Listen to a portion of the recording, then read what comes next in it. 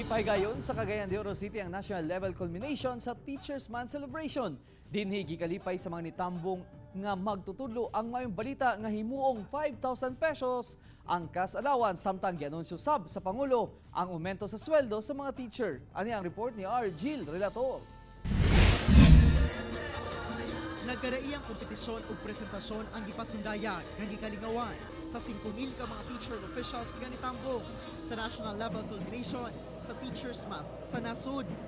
Gipasidunggan sab ang mga magtutudlo nga dunay exemplary services. Sa mensahe ni DEPED Secretary Leonor Briones, gitukin ini ang positive outcomes sa pagpadagan sa matang sa edukasyon sa nasud, lakip ang taas nga enrollment rate ug low nga dropout rate. Sa dugay nga hangyo sa teachers group nga salary increase, ani ang ibalita ni Secretary Briones. Ang cash allowance ngayon ay 3,500, dati 1,500 yon, posibleng ma-increase to 5,000 this year. Lakip sa ginaduso nga bill ang promotional vacation pay ug uban pa. Dugang 500 pesos sab alang sa annual examination. But usab sa kalihip nga mas paspas ang promotion sa mga teacher nga natanggong tungod walay bakanteng item ug maghulat pa nga dunay mag-retire o kaha mupanaw.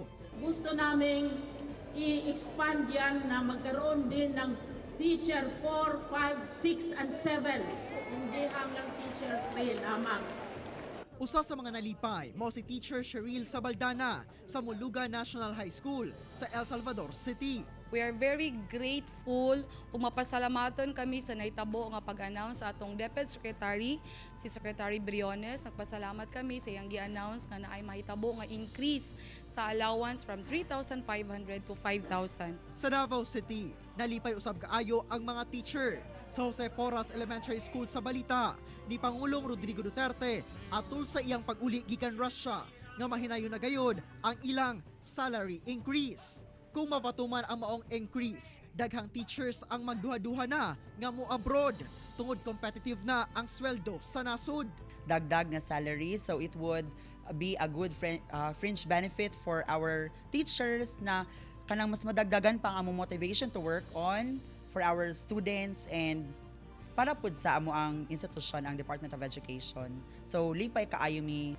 Sa giluwatang pamahayag ni President Duterte, this will happen this year. Well, I can really say that the DEPED teaching and maybe non-teaching personnel will have a Merry Christmas and a Happy New Year. Kauban si Jade Gavas sa kamera. Ako si R. Jill Relator para sa One Mindanao.